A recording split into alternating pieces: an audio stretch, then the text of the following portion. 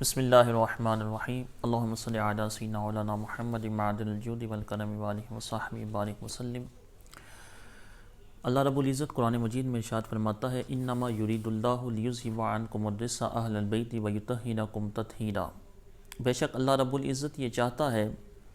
کہ اے اہل بیت تم سے رجس کو ناپاکی کو دور کر دے، ویطہرکم تطہیرا، اور تمہیں بہت زیادہ پاک کر دے۔ مفسرین نے اس آیت کے تحت لکھا ہے، امام فخر الدین رازی نے، علامہ آلوسی، اس کے علاوہ کافی سارے مفسرین نے لکھا کہ یہاں رجس سے مراد ہے معصیت، گناہ۔ اللہ رب العزت اہل بیت کے بارے میں فرما رہا ہے کہ ہر قسم کے گناہ سے اللہ رب العزت ان کو پاک فرما دے۔ رجس کا اطلاق معصیت پر کیا گیا ہے، اسی کو بیان کے اندر استعارے کا نام دیا جاتا ہے۔ استعارہ اس کو کہا جاتا ہے کہ رجس کو اللہ رب العزت معصیت کو رجس سے تعبیر فرمایا۔ پچھلی اگر آیت کو اور اگلی آیت کو دیکھیں تو یہ سارا واقعہ اللہ کے رسول علیہ السلام کی ازواج کے بارے میں، امہات المؤمنین کے بارے میں چل رہا ہے کہ اللہ رب العزت فرما رہا ہے وَقَرْنَ فِي بُيُوتِكُنَّ وَلَا تَبَرَّجْنَ تَبَرُّجَ الْجَاهِلِيَّةِ الْأُولَىٰ، یہ سارا جو ہے پیچھے یا ایھا النبی قُل لِأَزْوَاجِكَ وَبَنَاتِكَ، اہل حضور علیہ السلام کی ازواج کے بارے میں ساری بات ہو رہی ہے، اور آگے بھی جو بات ہو رہی ہے انما یرید اللہ سے، اس میں اللہ کے رسول علیہ السلام کی ازواج، حضور علیہ السلام کی ازواج اس میں شامل ہیں۔ یہ اہل سنت والجماعت کا عقیدہ ہے، کیونکہ اگر یہاں سے ازواج کو، حضور کی ازواج کو نکال دیا جائے تو پچھلی آیت اور اگلی آیات کے اندر سخت بے ربطی پیدا ہو جائے گی، کوئی ربط نہیں رہے گا کہ پیچھے ایک اللہ رب العزت ازواج مطہرات سے، حضور کی بیویوں سے خطاب فرما رہا ہے، امہات المومنین سے، اور ایک آیت جو ہے اس میں امہات المومنین نکل گئی ہیں، اور اللہ رب العزت اس کے بعد پھر امہات المومنین سے کلام فرما رہا ہے۔ تو قرآن مجید کی آیات کا جو ہر آیت کا پچھلی آیت کے ساتھ اور اگلی آیت کے ساتھ ایک تسلسل ہوتا ہے، ایک تعلق ہوتا ہے، اس کے اوپر بھی باقاعدہ علماء نے کتابیں لکھی ہیں، مفسرین نے، اس کے علاوہ بڑے بڑے محدثین نے، امام جلال سیوطی رحمۃ اللہ تعالی جیسی شخصیت، انہوں نے کتابیں لکھی ہیں اس بات کے اوپر کہ ہر صورت کا دوسری صورت کے ساتھ ربط ہے، ہر آیت کا دوسری آیت کے ساتھ ربط ہے۔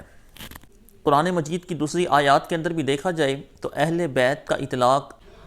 ازواج پر اہل بیت کا اطلاق کیا گیا ہے۔ اللہ رب العزت نے حضرت ابراہیم علیہ السلام کی زوجہ حضرت سارہ رضی اللہ تعالیٰ عنہ کے بارے میں فرمایا کہ سلام علیکم اہل البیت۔ اگر حضور علیہ السلام کی ازواج کو اس آیت کریمہ سے نکال دیا جائے تو مضمون کے اندر سخت بے ربطی پیدا ہو جائے گی۔ حضور علیہ السلام کی ازواج پر بھی اہل کا لفظ بولا ہے۔ قرآن مجید میں ہے کہ وَإِذْ غَدَوْتَ مِنْ أَهْلِكَ تُبَوِّئُ الْمُؤْمِنِينَ لِلْقِتَالِ، کہ جب آپ اپنے اہل سے نکلیں، تو حضور علیہ السلام تو اس وقت حضرت ام المومنین حضرت عائشہ صدیقہ رضی اللہ تعالیٰ عنہ کے حجرے سے باہر آئے تھے، تو اللہ رب العزت نے آپ کے حجرے کے اوپر بھی اہل کا، اور آپ کی حضور علیہ السلام کی زوجہ حضرت ام المومنین اما عائشہ صدیقہ رضی اللہ تعالیٰ عنہ پر بھی اہل کا لفظ بولا ہے۔ اس کے علاوہ حضرت صفورہ رضی اللہ تعالیٰ عنہ، حضرت موسیٰ علیہ السلام کی زوجہ، حضرت موسیٰ علیہ السلام نے اسے کیا کہا وَإِذْ قَالَ لِأَهْلِهِمْ قُصُوا إِنِّي آنَسْتُ نَارًا، اور جب انہوں نے اپنی اہل سے کہا قصوا، رکو، انی آنست نارا، میں نے آگ دیکھی ہے، تو صرف حضرت صفورہ رضی اللہ تعالی عنہ کو حضرت موسیٰ علیہ السلام نے کہا کہ میں نے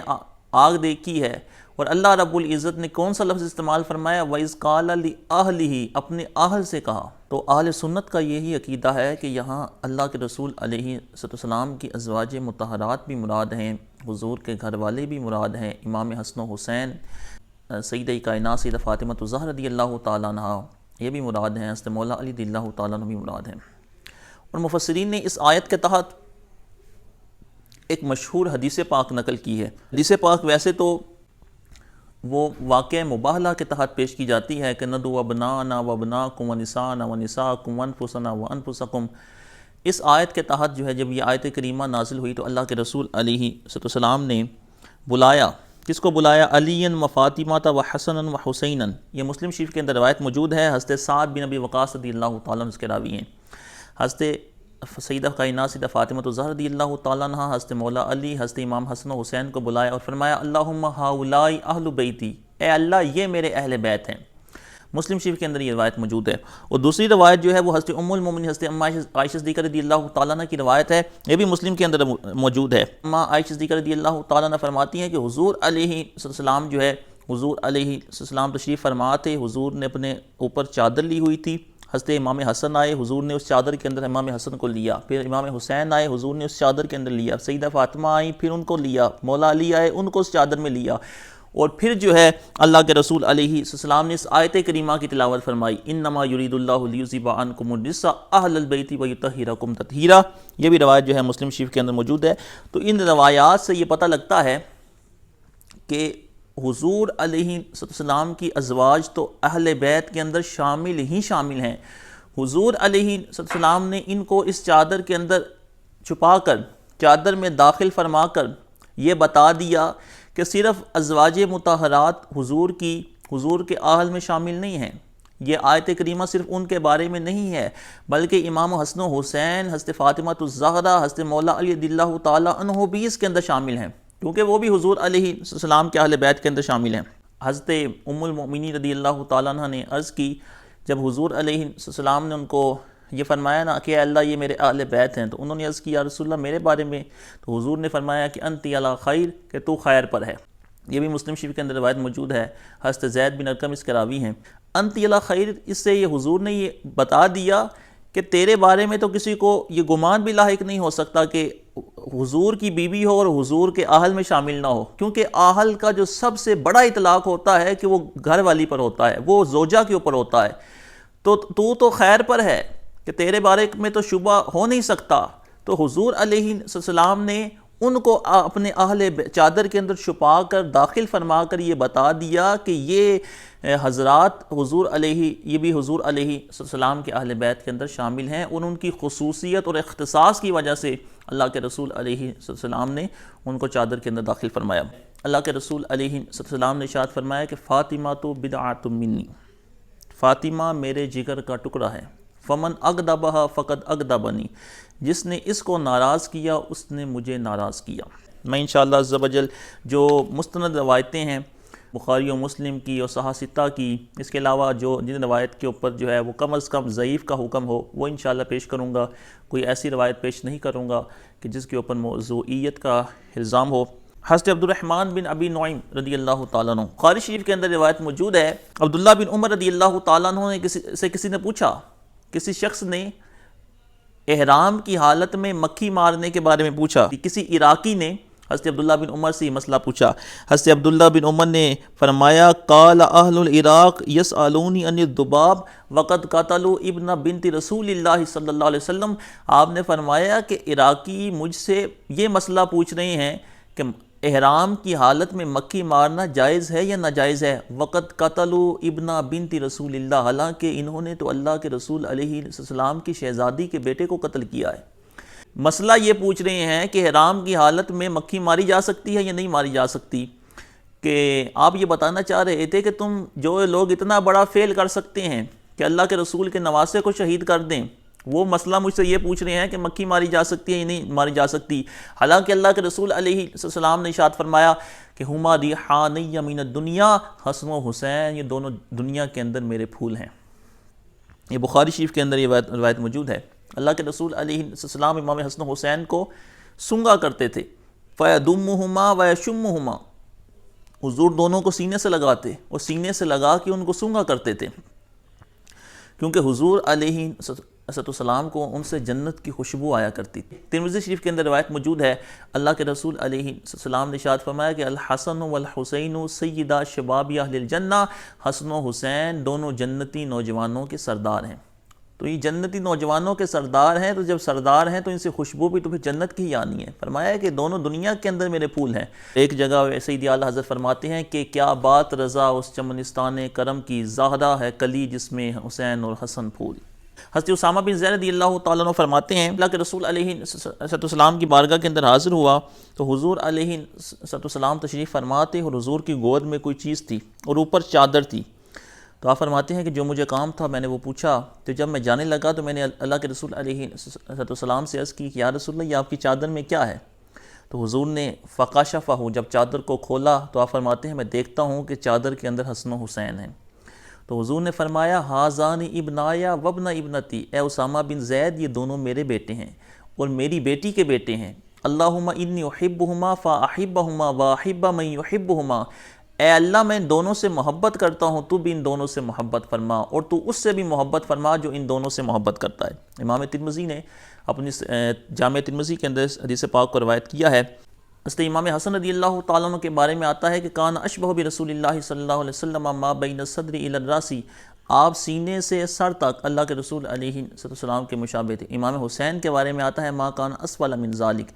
اور اس کے علاوہ جو ہے وہ امام حسین رضی اللہ تعالیٰ عنہ وہ حضور علیہ السلام کے مشابہ تھے۔ یہ روایت جو ہے ترمذی شریف کے اندر موجود ہے، اور ایک اور روایت جو کہ ترمذی کے اندر موجود ہے اس کے اندر فرمایا کہ حسین منی وانا من حسین، حسین مجھ سے ہے میں حسین سے ہوں، حسین صبت من الاسباط، حسین میرے بیٹوں میں سے میرا ایک بیٹا ہے۔ محدثین نے اس حدیث پاک کے تحت لکھا کہ یہ عرب کا ایک محاورہ ہے کہ جب کسی سے بہت زیادہ محبت ہوتی ہے تو اس محبت کا اظہار اس طریقے سے کیا جاتا تھا کہ یہ کہا جاتا ہے کہ تم مجھ سے ہے میں تجھ سے ہوں۔ جیسے حضور نے فرمایا کہ علی منی وانا منہ، علی مجھ سے ہے میں علی سے ہوں، العباس منی وانا منہ، عباس مجھ سے ہے میں عباس سے ہوں۔ تو یہ نہایت محبت اور وارفتگی کے بارے میں جب کسی سے اپنی دل کی بات کہنی ہوتی تو اس طرح مخاطب محبت کا یہ انداز اپنایا جاتا تھا۔ تو اللہ کے رسول علیہ السلام نے امام حسین کے بارے میں بھی یہی انداز اپنایا، اور میں حسین مجھ سے ہے میں اس سے ہوں، یعنی حضور علیہ السلام نے اپنی کمال محبت کو حضرت امام حسین رضی اللہ تعالیٰ عنہ کے ساتھ ظاہر فرمایا۔ ایک اور روایت جو کہ ترمذی شریف کے اندر موجود ہے، اس کے حضرت عبداللہ بن عباس راوی ہیں۔ آپ فرماتے ہیں کہ ایک شخص اللہ کے رسول علیہ السلام کی بارگاہ کے اندر حاضر ہوا، اور اس حال کے اندر کہ امام حسن رضی اللہ تعالیٰ عنہ ان کو حضور نے اپنے کندھوں پہ اٹھایا ہوا تھا۔ تو وہ شخص کہنے لگا نعم المرکب رکبتا، نعم المرکب رکبتا، اے حسن بڑی اچھی سواری پہ سوار ہو۔ تو حضور علیہ السلام نے ارشاد فرمایا وَنِعْمَ الراکب ہوا، سوار بھی تو دیکھو نا کتنا اچھا ہے۔ کہ رسول علیہ السلام اپنے ان شہزادوں کے ساتھ، نواسوں کے ساتھ بہت زیادہ محبت کا اظہار فرمایا کرتے تھے۔ اذکرکم اللہ فی اہل بیتی، اذکرکم اللہ فی اہل بیتی، میں تمہیں اپنے اہل بیت کے بارے میں اللہ سے ڈراتا ہوں۔ اور ترمذی شریف کے اندر روایت موجود ہے، اللہ کے رسول علیہ السلام نے ارشاد فرمایا کہ انی تارکم فیکم الثقلین ما ان تمسکتم بھی لن تضلوا بعدی ابدا، میں تمہارے اندر دو بہت بھاری چیزیں چھوڑ کے جا رہا ہوں، اگر ان کو مضبوطی سے پکڑ کے رکھو گے تو کبھی گمراہ نہیں ہوگے۔ فرمایا سب سے پہلی چیز کتاب اللہ، اللہ کی کتاب، اللہ کی کتاب، اللہ کی رسی، اس کو مضبوطی سے پکڑ کے رکھنا ہے۔ وَإِتْرَتِي، اور میری اہل بیت، وَلَن يَتَفَرَّقَا حَتَّى يَرِدَ عَلَيَّ الْحَوْض، یہ دونوں ایک دوسرے سے جدا نہیں ہوں گی یہاں تک کہ یہ دونوں مجھے حوض کوثر پر ملیں گی۔ یعنی حضور علیہ السلام نے یہ بتا دیا کہ اہل بیت اور قرآن یہ دونوں حق پر ہیں۔ جس طرح قرآن اور اہل بیت کا یہ آپس کے اندر تعلق بہت مضبوط ہے،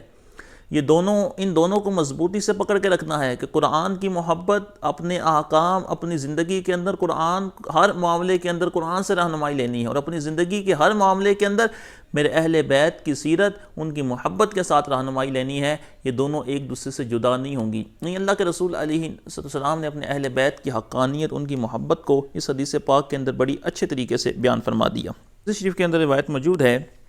اللہ کے رسول علیہ السلام نے ارشاد فرمایا کہ احب اللہ لما یغزوکم من نعمہ، فرمایا اللہ سے محبت کرو، وہ تمہیں اپنی نعمتیں کھلاتا ہے۔ واحبونی لحب اللہ، اور مجھ سے اللہ کی محبت کی وجہ سے محبت کرو۔ واحب اہل بیت لحبی، اور میری محبت کی وجہ سے میرے اہل بیت سے محبت کرو۔ یہ ترمذی شریف کے اندر روایت موجود ہے، اور ایک حدیث جو کہ مسند احمد کے اندر موجود ہے، اس کے اندر اللہ کے رسول علیہ السلام نے ارشاد فرمایا کہ انما مثل اہل بیتی کا سفینۃ نوح من رکبها نجا ومن تخلف عنها ہلک، فرمایا میرے اہل بیت کی مثال حضرت نوح علیہ السلام کی کشتی کی طرح ہے، جو اس میں سوار ہو گیا وہ کامیاب ہو گیا، اور جو پیچھے رہ گیا وہ ہلاک ہو گیا۔ اور دوسری حدیث میں فرمایا اصحابی کالنجوم فبأیہم اقتدیتم اہتدیتم، مشکات کے اندر روایت موجود ہے، فرمایا میرے صحابہ ستاروں کی طرح ہیں، تم ان میں سے جس کے پیچھے چلو گے کامیاب جاؤ گے۔ امام فخر الدین رازی نے تفسیر کبیر کے اندر اسی آیت کے تحت انما یرید اللہ لیذھب عنکم الرجس کے تحت لکھا، اہل سنت کتنے خوش نصیب ہیں کہ یہ صحابہ کرام کو ستارے فرمایا، کشتی پہ سوار ہیں اہل بیت کی محبت کی، اور ستاروں کو دیکھ رہے ہیں، اور اہل بیت کی کشتی کے اندر سوار ہیں۔ انشاءاللہ عز و جل اہل سنت والجماعت یہ منزل مقصود پہ پہنچ جائیں گے۔ امام فخر الدین رازی نے فرمایا، امام اہل سنت شاہ امام احمد رضا خان رحمۃ اللہ تعالی علیہ، سنت کا ہے بیڑا پار کہ اصحاب حضور نجم ہے اور ناؤ ہے اطرت رسول اللہ کی۔